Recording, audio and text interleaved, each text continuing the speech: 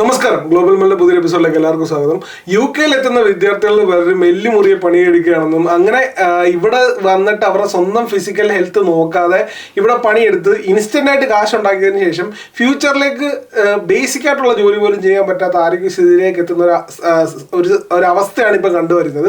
അപ്പോൾ ആ ഒരു കാര്യത്തെക്കുറിച്ച് ഡീറ്റെയിൽ ആയിട്ട് സംസാരിക്കുകയാണ് ഇന്നത്തെ വീഡിയോ കൊണ്ട് ഉദ്ദേശിക്കുന്നത്. അപ്പോൾ എൻ്റെ കൂടെ നമ്മുടെ UK-ലെ ഫേമസ് ആയിട്ടുള്ള യൂട്യൂബർ അബീസ് ഉണ്ട്, അതേപോലെ എൻ്റെ വൈഫ് നീനു ഉണ്ട്. അപ്പോൾ ഞങ്ങളുടെ എല്ലാവരുടെയും ലൈഫിലുണ്ടായാലും ഞങ്ങളുടെ ചുറ്റുപാടുകളിൽ നടക്കുന്ന കാര്യങ്ങൾ, ഞങ്ങൾ കണ്ടിട്ടുള്ള കാര്യങ്ങൾ നിങ്ങളുമായിട്ട് ഷെയർ ചെയ്യുകയാണ്. എന്തൊക്കെ കാര്യങ്ങൾ UK-ൽ വരുന്ന വിദ്യാർത്ഥികൾ ശ്രദ്ധിക്കണം എന്നുള്ള കാര്യങ്ങളും വളരെ ഡീറ്റെയിൽ ആയിട്ട് ഇന്നത്തെ വീഡിയോയിൽ എക്സ്പ്ലെയിൻ ചെയ്യുന്നുണ്ട്. അപ്പോൾ വീഡിയോയിലേക്ക് എല്ലാവർക്കും സ്വാഗതം. വീഡിയോ സെറ്റ് ചെയ്യുന്നതിന് മുമ്പ് വളരെ ചെറിയ റിക്വസ്റ്റ് ഉണ്ട്, നിങ്ങൾ ആദ്യമായിട്ട് വീഡിയോ ആണെന്നുണ്ടെങ്കിൽ ദയവായി ചാനൽ സബ്സ്ക്രൈബ് ചെയ്യുക. അപ്പോൾ ഞാൻ ഇതുപോലത്തെ ഇൻഫോർമേറ്റീവ് മെറ്റീരിയലുകളെ കണ്ടാൽ ഒന്നും മിസ്സായിരിക്കാൻ തൊട്ടുള്ള ബെല്ലൈക്കൺ പ്രസ് ചെയ്യാൻ മറക്കരുത്. അപ്പോൾ നമുക്ക് നേരെ വീഡിയോയിലേക്ക് കിടക്കാം. ആദ്യം നമുക്ക് അബീസിനെ ഒന്ന് പരിചയപ്പെടാം.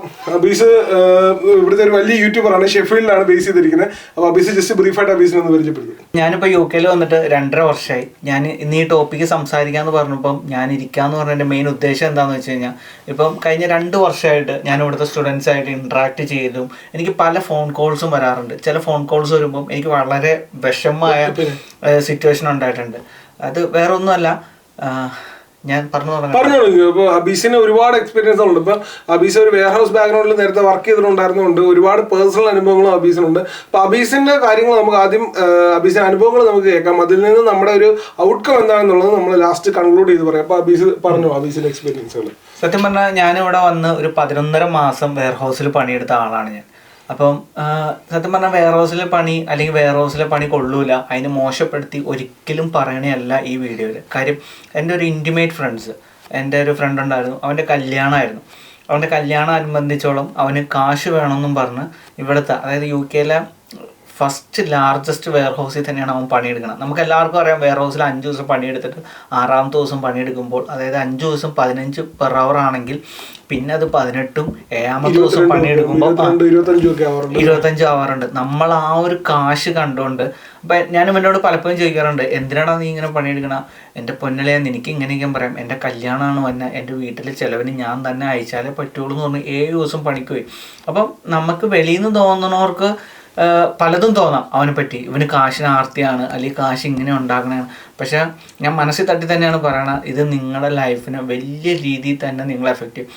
വേറെ ഒന്നുകൊണ്ടല്ല, എൻ്റെ ആ ഒരു കൂട്ടുകാരൻ ഏകദേശം 3 മാസം വിത്തൗട്ട് ഒരു ലീവ് എടുക്കാതെയാണ് പണിയെടുത്തത്. അതായത് ഒരു ദിവസം പോലും ലീവ് എടുക്കാതെ 3 മാസം. അതായത് ഇടയ്ക്കൊരു ലീവ് ഉണ്ട്, പക്ഷെ നിങ്ങൾക്കറിയാം ഒരു 12 അവർ ഷിഫ്റ്റ് ചെയ്യുമ്പോൾ ഒരു പ്രോപ്പർ ലീവ് കിട്ടിയില്ലെങ്കിലുള്ള 12 അവർ ഷിഫ്റ്റ്. എന്നിട്ട് അവന് പറ്റിയൊരു അവസ്ഥ എന്താണെന്ന് വെച്ച് കഴിഞ്ഞാൽ, പുള്ളിയുടെ മുട്ടിലെ ഫ്ലൂയിഡ് തീർന്ന്, ഇപ്പം അതെങ്ങനെ അതിൻ്റെ മെഡിക്കൽ ടേംസ് എങ്ങനെ പറയണമെന്നൊന്നും എനിക്കറിയില്ല. നിങ്ങൾക്ക് ഇത് ഞാൻ എൻ്റെ ചാനലിൽ ഇതിനു മുമ്പ് ഞാനൊന്നും പറഞ്ഞു പോയിട്ടുണ്ട്. പക്ഷെ അന്ന് അവൻ്റെ സിറ്റുവേഷൻ ഇത്രയും ക്രൂഷ്യൽ ആയിട്ടില്ല. ഇന്ന് ആൾക്ക് അവൻ്റെ മാനുവൽ വണ്ടി പോലും, അതായത് നമുക്കൊരു ആണുങ്ങളെ സംബന്ധിച്ചോളം അവർക്കുടെ കാർ എത്ര ഇമ്പോർട്ടൻ്റ് ആണുള്ളത് നമുക്കറിയാലോ. അവൻ ആഗ്രഹിച്ചൊരു മാനുവൽ വണ്ടി വിറ്റ് ഓട്ടോമാറ്റിക് എടുക്കേണ്ട അവസ്ഥ ഇന്ന് അവൻ സ്ട്രക്ചറിൽ നടക്കുകയാണ്. അതിനും എല്ലാം ഉപരി പറ്റാത്ത 2 സ്ട്രക്ചറിലാണ് അവൻ നടക്കണം. അതായത് 2 കൈ ഇങ്ങനെ കുത്തിയിട്ട് ആഴ്ചയിൽ 12,500 വെച്ച് മുട്ടില് ഫ്ലൂയിഡ് കുത്തുകയാണ്. ഇത് നിങ്ങളെ പറഞ്ഞു ഇവിടുത്തെ നാട്ടിലെ 12,000 രൂപ കൊടുത്തിട്ട് ഫ്ലൂയിഡ് ആഴ്ചയിൽ 120 പൗണ്ട് ആഴ്ച കൊടുത്തിട്ടാണ് ഈ ട്രീറ്റ്മെന്റ് നടത്തുന്നത്. അതായത് GP-ൽ ഫ്രീ എന്ന് പറഞ്ഞാൽ ഇവൻ കല്യാണത്തിന് വേണ്ടി നാട്ടിൽ പോയപ്പോഴാണ് ഈ സിറ്റുവേഷൻ ഇഞ്ചക്ഷൻ എടുക്കണം. അതായത് ആളിവിടെ തിരിച്ചെത്തിയിട്ടില്ല, കല്യാണം പ്രമാണിച്ചാണ് ഈ വർക്ക് ചെയ്തത്. ഈ വർക്ക് ചെയ്തതിന്റെ ആഫ്റ്റർ എഫക്റ്റ് ആണ്. ഇപ്പൊ നമുക്ക് എല്ലാവർക്കും അറിയാം, നമ്മുടെയൊക്കെ ഒന്നും ഒരു പ്രായം എന്ന് പറയുമ്പോൾ ഇപ്പൊ എങ്ങനെ പോയാലും 28 to 33 വയസ്സെന്നൊക്കെ പറയുമ്പോൾ നല്ല അടിപൊളി പ്രായമാണ്. നമുക്ക് എന്ത് ചെയ്താലും നമുക്കിപ്പോ അതിന്റെ എഫക്റ്റ് അറിയാം. അത് കുറച്ച് കഴിയുമ്പോൾ ഇത് ബാക്ക്ലോഗ്സ് കണക്ക് ഇത് ഇങ്ങനെ കയറി വരും. അപ്പം നമ്മൾ ഇതിന്റെ ഒരു മെയിൻ ഉത്തരവാദിത്വം സത്യം പറഞ്ഞ പേരൻസും ഉണ്ടെന്നാണ് എനിക്ക് പറയാനുള്ളത്. അല്ല, ഇത് പറയുന്നത് എല്ലാ പ്രതീക്ഷകളും ഇവിടെ വരുന്ന കുട്ടികളിലേക്ക് വരുന്ന സമയത്ത് ഈ ബാങ്കിൽ ലോൺ എടുത്തിരിക്കുന്നത്. അപ്പം വീട്ടുകാരെ വിളിക്കും, പറയടാ ബാങ്കിൽ വീടിന്റെ വസ്തുവൊക്കെ ഇരിപ്പുണ്ട്, ചിന്ത വേണം, അല്ലെങ്കിൽ കല്യാണം നടത്തുമ്പോൾ ഗ്രാൻഡ് ആയിട്ട് തന്നെ നടത്തണം. ഈ പ്രഷറുകളെല്ലാം വരുമ്പോൾ പല ആളുകളും ഇവരുടെ ഫ്യൂച്ചറിനെ കുറിച്ച് ചിന്തിക്കാതാണ് ഇങ്ങനത്തെ കാര്യങ്ങളിലേക്ക് ഇറങ്ങിത്തിരിക്കുന്നത്. അപ്പൊ ശരിക്കും ഇപ്പൊ അബീസ് പറഞ്ഞ ആളെ സംബന്ധിച്ച് ഇനി ഇവിടെ ഒരു വെയർ ഹൗസിലോ അല്ലെങ്കിൽ ഒരു മിനിമം ഫിസിക്കൽ വർക്കുള്ള ഒരു ജോലിയെ ചെറുതായിട്ട് നിൽക്കേണ്ട ജോലിയാണെങ്കിൽ പോലും ഒരു ലോങ് ടൈമിലേക്ക് അത് ബുദ്ധിമുട്ടായി മാറും. അപ്പൊ അതൊരു ഡിസബിലിറ്റി ആയിട്ട് മാറി. അതായത് നമുക്ക് ജീവിക്കാൻ പറ്റാത്ത ഒരു അവസ്ഥയിലേക്ക് അവരെ കൊണ്ട് എത്തിക്കുന്ന ഒരു സിറ്റുവേഷനിലേക്ക് മാറി. അപ്പൊ അത് തികച്ചും ഇപ്പൊ ഇത് ഒരാളുടെ എക്സ്പീരിയൻസ് വന്നിട്ട് അപ്പൊ ഒരുപാട് ആളുകൾക്ക് ഇതുപോലത്തെ പ്രശ്നങ്ങൾ വന്നിട്ടുണ്ട്. അപ്പൊ നമുക്ക് നീനു കൂടെ ഉണ്ട്, നീനു പൊന്നു എന്റെ ഭാര്യ. അപ്പം പറ, നിനക്ക് ഇതുപോലത്തെ എക്സ്പീരിയൻസ് ഉണ്ടെങ്കിൽ നമുക്ക്. എനിക്കിപ്പോൾ പറയാനാണെങ്കിലും സിമിലർ സിറ്റുവേഷൻ ആണ്. ഞാനും ഇതുപോലെ വെയർ ഹൗസിൽ വർക്ക് ചെയ്തിട്ടുണ്ട്. അപ്പോൾ ആ വെയർ ഹൗസ് ഇതുപോലെ വർക്ക് ചെയ്തിട്ട് ഒരു പ്രശ്നമില്ലാതെ വന്ന ശേഷം അവസാനം ഒരു പോയിന്റ് എത്തിയപ്പോഴത്തേനെ പിന്നീട് നിൽക്കാൻ വയ്യ, അല്ലെങ്കിൽ ബാക്ക് പെയിൻ കണ്ടിന്യൂസ് ആയിട്ട് വരുന്നു, ഒന്നും പറ്റാത്ത സിറ്റുവേഷൻ ആണ്. അത് ഈവൻ ഇപ്പം നമ്മൾ വെയർ ഹൗസിൽ വർക്ക് ചെയ്യുമ്പോൾ ഇപ്പം നമ്മൾ ഈ എക്സ്ട്രാ ഷിഫ്റ്റ് എടുത്തില്ലെങ്കിൽ തന്നെ നമ്മുടെ ശരീരം ഒത്തിരി ഭയങ്കര ബാഡായിട്ട് പോകും. അപ്പോൾ അതിൻ്റെ കൂടെ ഇതുപോലെ ഓവർ ടൈം ചെയ്തിട്ട് പിന്നെയും വയ്യാതെ.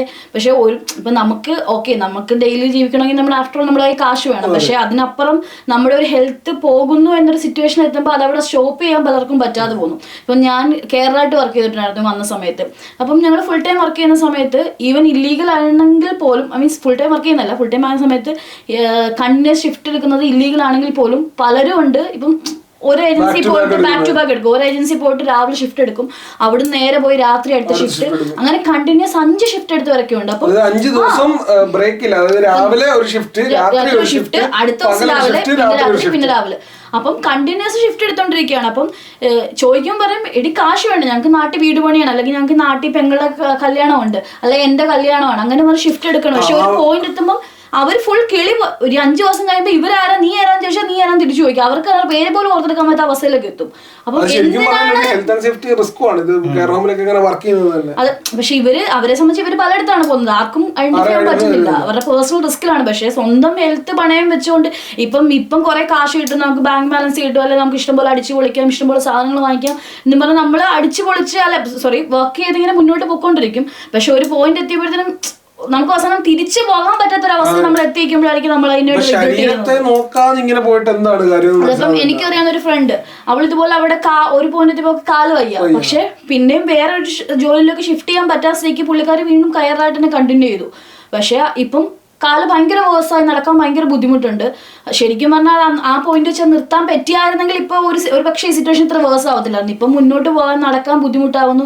ഈവൻ GP പോയിട്ട് അവർക്ക് തന്നെ ഡോഗ് എന്തെന്ന് ഐഡന്റിഫൈ ചെയ്യാൻ പറ്റില്ല. വർഷങ്ങളായിട്ട് കിടന്ന് നടക്കട്ടെ, ഏകദേശം നിയർലി 1 year ആയിട്ട് അവിടെ ഹെൽത്ത് സിറ്റുവേഷൻ കണ്ടിന്യൂ ചെയ്തുകൊണ്ടിരിക്കുകയാണ്.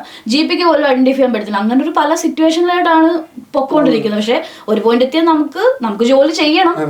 പക്ഷെ ഇപ്പൊ പല ആളുകൾക്കും ഈ ഷിഫ്റ്റ് എന്ന് കേട്ടാൽ പ്രാന്താവുന്ന ഒരു അവസ്ഥയാണ്. അതായത് കുറ്റം പറയുന്നില്ല, എല്ലാവർക്കും ബാധ്യതകളുണ്ട്, എല്ലാവർക്കും ബുദ്ധിമുട്ടുകളുണ്ട്, കടമെടുത്തിട്ടാണ് വരുന്നത്. ഓക്കെ, എല്ലാം ഒരു രാത്രി കൊണ്ട് വെട്ടിപ്പിടിക്കണമെന്ന് തീരുമാനിക്കാതിരിക്കുക. നിങ്ങളുടെ സ്വന്തം ഹെൽത്ത് നോക്കുക. ഈ UK ഇരിക്കുന്ന പല ആളുകളും വളരെ മോശപ്പെട്ട അവസ്ഥ കൂടാണ് ഹെൽത്ത് വൈസ് കടന്നു പോയിക്കൊണ്ടിരിക്കുന്നത്. ഇത്രയും കാശ് ഉണ്ടാക്കി കഴിഞ്ഞിട്ട് അവസാനം കാശ് കൈ വന്നു കഴിയുമ്പോൾ ജീവിക്കാൻ നമുക്ക് ആരോഗ്യമില്ല, പിന്നെ അത് ഉണ്ടാക്കി കാശ്. ഞാൻ ഇതുപോലെ എൻ്റെ ഫ്രണ്ട് ഉണ്ട്, നാട്ടിലെ ഡോക്ടറാണ്. അപ്പം എൻ്റെ ഒപ്പം ഒന്നിച്ച് പഠിച്ചാണ്. അപ്പം അവൻ്റെ സീനിയർ ഡോക്ടർ അവനോടൊരു സംസാരിച്ചിട്ട് അതിൻ്റെ ഒരു ഓഡിയോ ക്ലിപ്പ് എനിക്ക് അയച്ചത്. അതായത് അവർ ചോദിച്ചത് എന്താണെന്ന് വെച്ച് കഴിഞ്ഞാൽ, തൊടുവേലാണ് സംഭവം. അവർ ചോദിച്ചു, അബീസ നിങ്ങൾക്ക് എന്താണ് UK ട്രീറ്റ്മെൻറ്റ് കിട്ടണില്ലേ, എന്തുകൊണ്ടാണ് ഇവരെല്ലാം UK തിരിച്ച് വന്ന് ഒരേ അസുഖങ്ങളായിട്ട്, നട്ടലിന് പ്രശ്നം, അങ്ങനെ പല പ്രശ്നങ്ങൾ. അപ്പം ഞാൻ അവരോട് പറഞ്ഞത് എന്താണെന്ന് വെച്ച് കഴിഞ്ഞാൽ, ഇവിടെ ട്രീറ്റ്മെൻറ്റ് ഫ്രീ ആണ്. ഞാനതൊരു പ്രൊമോഷനായിട്ട് പറയണില്ല.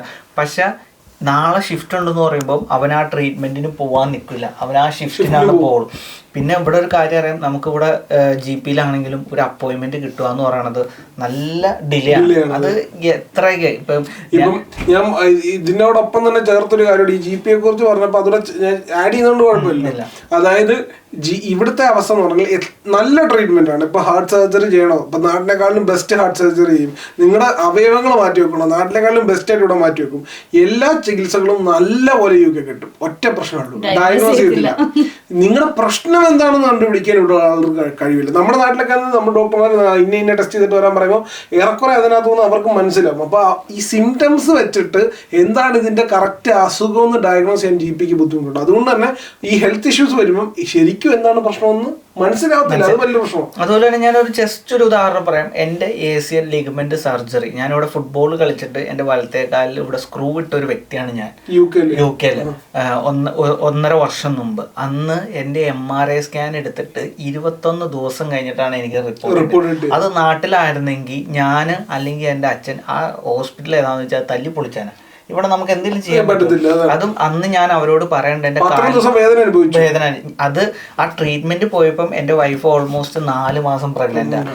അപ്പൊ ഞങ്ങൾ പറയണ്ട് എന്റെ വൈഫ് പ്രഗ്നന്റ് ആണ്, എന്നെ നിങ്ങൾ കൺസിഡർ ചെയ്യണ്ട, എന്റെ കാലം ഒടിഞ്ഞേക്കണം, എന്നെ കൺസിഡർ, എന്റെ വൈഫിനെ കൺസിഡർ ചെയ്തിട്ടെങ്കിലും നിങ്ങൾ എന്റെ അകത്തോട്ട് കയറ്റ്.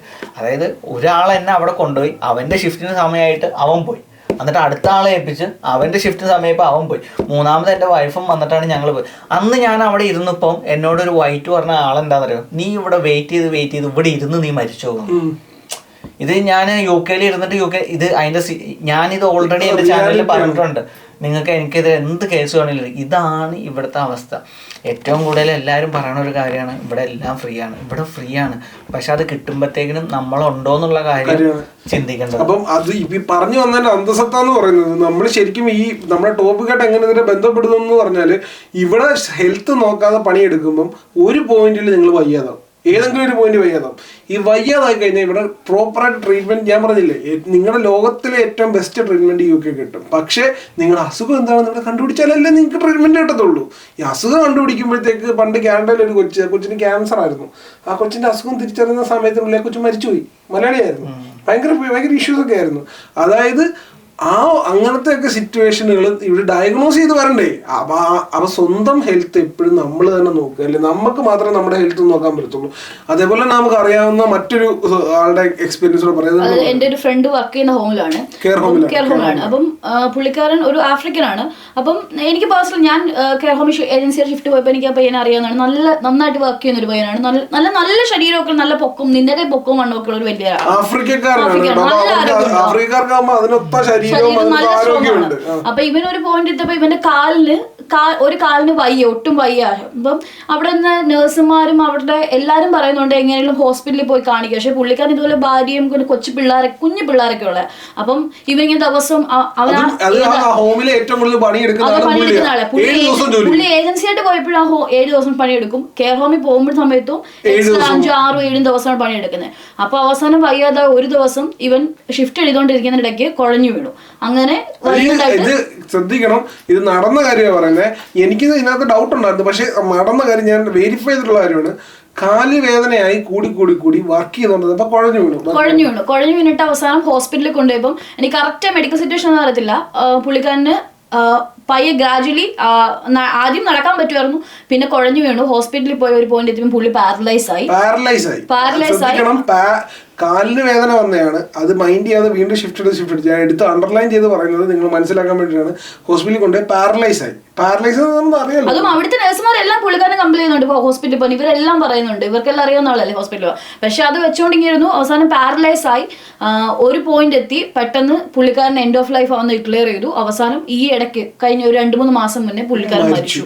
ഒരു 2 കുഞ്ഞു പിള്ളേരുള്ള, ജസ്റ്റ് ഒരു കാലുവേദന തുടങ്ങി, എന്തോ നെർവിഷ്യൂ ആയിട്ട് വന്നതാണ്. അവരെ കണ്ട പ്രായത്തിൽ ആ ഒരു പ്രായമുള്ളൂ, വലിയ പ്രായം 35 വയസ്സ്. ഇത് പ്രശ്നം പറഞ്ഞാല് ഇത് ഓവറായിട്ട് സ്ട്രെസ് കൊടുത്തിട്ട് നെർവിന് കംപ്ലൈന്റ്. അതൊരു ഫസ്റ്റ് പോയിന്റിൽ അത് ഐഡന്റിഫൈ ചെയ്താൽ മേ ബി ക്യൂർ ചെയ്യാനുള്ളായിരുന്നു ഇവിടെ കണ്ടുപിടിക്കുകയാണെങ്കിൽ. പക്ഷെ പുള്ളിക്കാരൻ ഹോസ്പിറ്റലിൽ പോകാൻ പോലും മസിൽസിന് പ്രശ്നം വരാം, ബോൺസിന് പ്രശ്നം വരാം, ബോൺസിന്റെ ജോയിന്റുകൾക്ക് പ്രശ്നം വരാം, നെർവ് ഇഷ്യൂസ് വരാം. ഈ വേദനകൾ വരുന്ന പല ആളുകളും ജോലി ചെയ്യണം, അല്ലെ പണിയെടുക്കണം, കാശുണ്ടാക്കണം എന്നുള്ള പേരിൽ ഇത് കണ്ടില്ല എന്ന് വെച്ചിട്ട് അവസാനം ഇത് നെർവ് ഇഷ്യൂസ് വന്നിട്ട് ഇതുപോലെ മരണം വരെ സംഭവിക്കാം. ഇത് ഇപ്പൊ നമ്മൾ പറയുന്ന കേൾക്കുമ്പോൾ ഇത് ആദ്യം ഞാൻ കേട്ടപ്പോ ഞാൻ ചോദിച്ചു, ഞാൻ ഇത് അറിഞ്ഞ സമയത്ത് ഞാൻ ചോദിച്ചു, കാലുവേദനയായിട്ട് പാരലൈസ് ആയോ? എനിക്ക് മനസ്സിലാവുന്നില്ല. പക്ഷെ അത് മരിച്ചു. അത് ഞാൻ പറയാം, അത് ജീവന് വരെ ഭീഷണിയുള്ള പ്രശ്നം എന്ന് പറഞ്ഞാല് എന്റെ വേർഡ്സ് മാർക്ക് ചെയ്ത് വെച്ചോ, ഡയഗ്നോസ് ചെയ്യാൻ പറ്റത്തില്ല. ഈവൻ പേഴ്സണലി എന്റെ കാര്യം പറഞ്ഞാൽ എനിക്ക് കാലിലൊരു വേദന വന്നു. അപ്പം ഒരു 2-3 മാസം ഇവർ എന്നോട് ഒരു സിറ്റുവേഷൻ ആണ്, ഒരു സുഖം എന്ന് പറഞ്ഞുകൊണ്ട് അതിന് വേണ്ടിയുള്ള ഫിസിയോയും എക്സസൈസും ഒക്കെ പറഞ്ഞിരുന്നു. അവസാനം കുറെ ദിവസം കഴിഞ്ഞ് ഡീറ്റെയിൽ ആയിട്ട് ഞാൻ അപ്പോയിന്റ്മെന്റ് 4 മാസം കഴിഞ്ഞിട്ട് പോഡിയാട്രി അപ്പോയിന്റ്മെന്റ് ചെക്ക് ചെയ്ത് കഴിഞ്ഞപ്പോ പറഞ്ഞു അസുഖമല്ല, വേറൊരു സുഖം. അപ്പൊ ഞാൻ പറഞ്ഞത് ഡയഗ്നോസ് ചെയ്യല് വളരെ താമസമാണ്, കണ്ടുപിടിക്കത്തില്ല. നിങ്ങൾ ചിലപ്പം പെട്ടിയിലാക്കി കഴിഞ്ഞിട്ടായിരിക്കും ഇവിടെ ഡയഗ്നോസ് ആവുന്നത്. പറഞ്ഞു വന്ന ശ്രദ്ധ, ദൈവത്തെ ഓർത്ത് സ്വന്തം ഹെൽത്ത് നോക്കുക, അല്ലേ? സത്യം. ഇപ്പൊ എനിക്ക് പറയാനുള്ള ഒരു ലാസ്റ്റ് ഒരു കാര്യം പറയാം. ഞാൻ 1.5 വർഷം മുമ്പ് ARU ആംഗ്ലിയ റസ്കിൻ യൂണിവേഴ്സിറ്റി എന്ന് പറഞ്ഞ അവിടെ പോയൊരു വീഡിയോ ചെയ്തു. അന്ന് ആ വീഡിയോയിൽ 5 പേരുണ്ട്, അതിൽ ഇന്നൊരാളില്ല, മരിച്ചുപോയി. അവന് വയസ്സെന്ന് പറയുന്നത് 29, കല്യാണം പോലും കഴിച്ചിട്ടില്ല. വീട്ടിൽ നിന്ന് ലോണും കാര്യങ്ങളും എല്ലാം എടുത്തു വന്ന് 29. ഞാൻ എൻ്റെ ചാനലിന് എനിക്കൊരു മരണം വിറ്റ് ഒരു വ്യൂസ് വേണ്ടാന്ന് ഓർത്ത പറയായിരുന്നു. പക്ഷെ നിങ്ങളിതിൻ്റെ സീരിയസ്നെസ് 29 വയസ്സ് പ്രായമൊന്നും ആയിട്ടില്ല, 29 വയസ്സിലൂടെ വന്ന് മരിച്ച്. റീസൺ പറഞ്ഞത് അറ്റാക്ക്. ഒരു 29-ാം വയസ്സിൽ അറ്റാക്ക് ചെയ്യുമ്പോൾ എന്നെ അവസ്ഥ ആലോചിക്കും. അതുപോലെ തന്നെ എൻ്റെ ഫ്രണ്ടുണ്ട് 33 വയസ്സ്. ഒരു 2 മാസം മുമ്പ് ഞാൻ അവൻ്റെ അടുത്ത് പോയിട്ട് അവനെ കെട്ടി ചുമ്മാ ഒന്ന് നമ്മൾ ഫ്രണ്ട്സ് കാണുമ്പോൾ അളിയാന്നും പറഞ്ഞ് നമ്മൾ കെട്ടിപ്പിടിക്കും. നോക്കുമ്പോൾ ചങ്കത്തൊരു സാധനം ഇട്ടേക്കുക. ഒരു മൈനർ അറ്റാക്ക് കഴിഞ്ഞിട്ട് അവൻ്റെ ബ്രീത്തിങ്, അതും അവനും മാരേജ് കഴിഞ്ഞിട്ടില്ല. ഇതൊക്കെ ഒന്ന് നിങ്ങൾ എന്തിനാ ഈ കാശുണ്ടാക്കണം? നമ്മൾ അറ്റ് ലാസ്റ്റ് നമ്മൾ കാശുണ്ടാക്കണം എൻജോയ്. നമ്മുടെ ശരീരത്തിനും വലിയതായിട്ട് ഒന്നുമില്ല. ഇപ്പം എന്നെ സംബന്ധിച്ചോളം എനിക്ക് കാശില്ല, ഞാൻ ശരീരം കൊണ്ടും മാനസികമായിട്ട് ഫിറ്റ് ആണെങ്കിൽ അതിനും വലിയ ഒരു ഹാപ്പിനെസ് എന്നെ സംബന്ധിച്ചോളം വേറെ ഈ ലോകത്തിൽ. ഹെൽത്ത് ഈസ് വെൽത്ത് എന്നല്ലേ നമ്മൾ കൊച്ചിലെ പോലെ പറയുന്ന ഒരു പഴഞ്ചൊല്ല് തന്നെ. അപ്പം ആരോഗ്യം ഇല്ലെങ്കിൽ പിന്നെ ഇതെല്ലാം ഉണ്ടാക്കിയിട്ട് ഈ ലോകം മൊത്തം വെട്ടിപ്പിടിച്ചിട്ട് നമുക്ക് ആരോഗ്യം ഇല്ലെങ്കിൽ എന്താണ്? ഇപ്പൊ കുറെ കാശുണ്ട്, നിങ്ങൾക്ക് എണ്ണിച്ച് കട്ടിലേന്ന് എണ്ണിച്ച് നിൽക്കാൻ ആരോഗ്യം ഇല്ലെന്നുണ്ട്, പിന്നെ ആ കാശ് കൊണ്ട് നിങ്ങൾക്ക് എന്താ കാര്യം? ഇപ്പൊ ഞാൻ പറഞ്ഞ കടമുണ്ട്, എല്ലാവർക്കും കടമുണ്ട്. ഇതൊന്നും ഇപ്പൊ പല ആളുകളും ഇത് കാണുമ്പോൾ ഇതിന് അതർ സൈഡ് പറയും, ഇപ്പൊ നമ്മളും കടമൊക്കെ എടുത്ത് തന്നെ വന്നത്. ഞാനൊരു മിഡിൽ ക്ലാസ് ഫാമിലി വന്നേ, ബ്രോ അങ്ങനെയൊക്കെ തന്നെ അല്ലേ? സത്യം പറഞ്ഞാൽ എന്റെയൊക്കെ വീട്ടില് ഒരു 5 വർഷം ബാക്ക് ഒന്ന് മഴ പെയ്ത് കഴിഞ്ഞാൽ എൻ്റെ ഉമ്മ പറയും, എടാ അടുക്കളയിൽ നിന്ന് ആ ചെരുവ് എടുത്ത് ഫ്രണ്ടിൽ കൊണ്ടുവന്ന് വെക്കാൻ. ആ ചോർച്ചുള്ള നമ്മളൊന്നും വലിയ കാശുകാരായിട്ടല്ല, പക്ഷെ നമ്മുടെ സന്തോഷം നമ്മൾ എവിടെയെങ്കിലും കണ്ടുപിടിക്കും. അല്ലാതെ വർക്ക് ചെയ്തു നമ്മള് എന്താ പറയുക ഒരു കറവുള്ള പണിയെടുത്ത് മരിക്കുകയല്ല ചെയ്യേണ്ടത്. അപ്പം UK വരുന്ന ഇനിയാണെങ്കിലും വരുന്ന വിദ്യാർത്ഥികളും ഇപ്പോൾ ഉള്ള വിദ്യാർത്ഥികളും ഇത് പണിയെടുത്ത് മരിക്കുന്ന ആരെങ്കിലും ഈ വീഡിയോ കേട്ടിട്ടുണ്ടെങ്കിൽ ദയവായിട്ട് നിങ്ങൾ നിർത്തുക. നിങ്ങളുടെ ഹെൽത്തും കൂടെ കുറച്ച് നോക്കുക. സ്വന്തം നമ്മുടെ മനസ്സിന് ചിലപ്പം റെസ്റ്റ് വേണമെങ്കിലും നമ്മുടെ ശരീരത്തിന് ചിലപ്പം റെസ്റ്റ് വേണ്ടി വരും. മനസ്സ് ശരീരത്തെ പറഞ്ഞ് സമ്മതിപ്പിച്ച് നമ്മൾ ജോലിക്ക് പോകും. അവസാനം ഇത് എല്ലാവർക്കും തീരാ ദുഃഖത്തിന് കാരണമായിട്ട് മാറും. തിരിച്ചു പോകാൻ പറ്റാത്തൊരു കാര്യമില്ല. ഇപ്പൊ നിങ്ങളുടെ മുട്ടിന് തേയ്മാനം വന്നു, അല്ലെങ്കിൽ നിങ്ങൾക്ക് കാലുകുത്തി പ്രോപ്പറായിട്ട് നടക്കാൻ പറ്റത്തില്ല, ഒരു മണിക്കൂർ കൂടുതൽ നിൽക്കാൻ പറ്റാത്ത സിറ്റുവേഷൻ വന്നു. ഇതൊക്കെ വന്നു കഴിഞ്ഞാൽ ഒരിക്കലും തിരിച്ചു പോകാൻ പറ്റത്തില്ല. ഒരു ടൈം ട്രാവൽ ചെയ്ത് ബാക്കി പോയിട്ട് തിരിച്ചെടുക്കാൻ പറ്റത്തില്ല. അപ്പം ആ ആരോഗ്യം നഷ്ടപ്പെടാതിരിക്കുന്ന അതിനു വേണ്ടിയിട്ട് ആ ഒരു കൺസേൺ നിങ്ങളുടെ ജീവിതത്തിൽ ഉണ്ടായിരിക്കുക. അപ്പം ഇത്രയുള്ള ഇന്നത്തെ ഒരു വീഡിയോ. കൂടുതൽ എന്തെങ്കിലും ഐഡിയ ആണല്ലോ? ഇല്ല. അപ്പം ഈ വീഡിയോ വൈൻഡപ്പ് ചെയ്യുന്നത് ഒരു ചെറിയ മെസ്സേജ് കൊണ്ടാണ്. നിങ്ങളുടെ ഹെൽത്ത് നോക്കുക. നമ്മളെല്ലാവർക്കും ആവശ്യങ്ങളുണ്ട്, ബുദ്ധിമുട്ടുകളുണ്ട്, കാശ് വേണം, ആവശ്യമുണ്ട്, ഒക്കെ ശരിയാണ്. പക്ഷേ മിനിമം ശരീരത്തിന് വേണ്ട ഹെൽത്ത് കൊടുത്തുകൊണ്ട് മാത്രം നിങ്ങൾ കാര്യങ്ങൾ ചെയ്യുക. അങ്ങനെ UK വരുന്ന എല്ലാ വിദ്യാർത്ഥികളും സന്തോഷമായിട്ട് ഇവിടെ ജീവിക്കാൻ സാധിക്കട്ടെ എന്ന് വിശ്വസിക്കുന്നു. നിങ്ങളുടെ പരിചയത്തിൽ ആരെങ്കിലും ഇതുപോലെ അമിതമായിട്ട് പണിയെടുക്കുന്നുണ്ടെങ്കിൽ ഈ ഒരു ഇൻഫോർമേറ്റീവ് ആയിട്ടുള്ള വീഡിയോ അവരിലേക്ക് കൂടെ ഷെയർ ചെയ്ത് കൊടുക്കുക. ഈ വീഡിയോ ഇഷ്ടപ്പെട്ടുണ്ടെങ്കിൽ വീഡിയോ ഒന്ന് ലൈക്ക് ചെയ്യുക. വീഡിയോ വൈൻഡപ്പ് ചെയ്യുന്നതിന് മുമ്പ് വളരെ ചെറിയൊരു ക്വസ്റ്റ്യൻ ഉണ്ട്. നിങ്ങൾ ആദ്യമായിട്ട് വീഡിയോ കാണുന്നുണ്ടെങ്കിൽ അല്ലെങ്കിൽ സബ്സ്ക്രൈബ് ചെയ്യാറുണ്ട് വീഡിയോസ് കണ്ടുകൊണ്ടിരിക്കുന്നുണ്ടെങ്കിൽ ദയവായി ചാനൽ സബ്സ്ക്രൈബ് ചെയ്യുക. ഒപ്പം ഞങ്ങൾ ഇതുപോലത്തെ ഇൻഫോർമേറ്റീവ് ആയിട്ടുള്ള കണ്ടൻസ് ഒന്നും മിസ്സായിരിക്കാൻ തൊട്ടടുത്തുള്ള ബെല്ലൈക്കൺ പ്രസ് ചെയ്യാൻ മറക്കരുത്. നമുക്ക് ഇന്നൊരു വീഡിയോയിൽ കാണാം. ഇന്നൊരു വീഡിയോയിൽ കാണുന്നവരെ ഗുഡ് ബൈ.